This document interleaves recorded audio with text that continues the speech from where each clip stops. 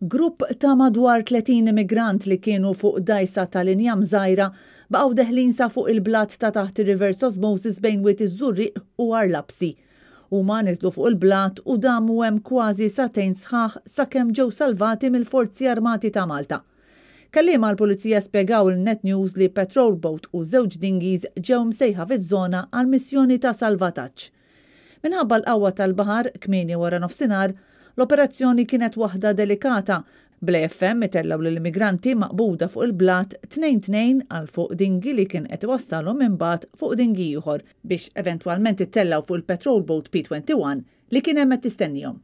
Sa issa għadu mhux ċar kif l-immigranti rnexxielhom ibaħħru sal-kosta Maltija mingħajr ma ġew interċettati u kif daħlu weħidhom sa Arlabsi sakemm kien hemm allert minn persuni li kienu fiż-żona u li rawhom iħallu d-dajsa tagħhom. Dwar dan il-każ fil-fatt għadhom għaddejjin investigazzjonijiet partikolarment sabiex tiġi stabbilita l-identità tal-immigranti. Din kienet it-tieni okkażjoni din is-sena fejn rajna immigranti jidħlu weħidhom sal-Kosta Maltija.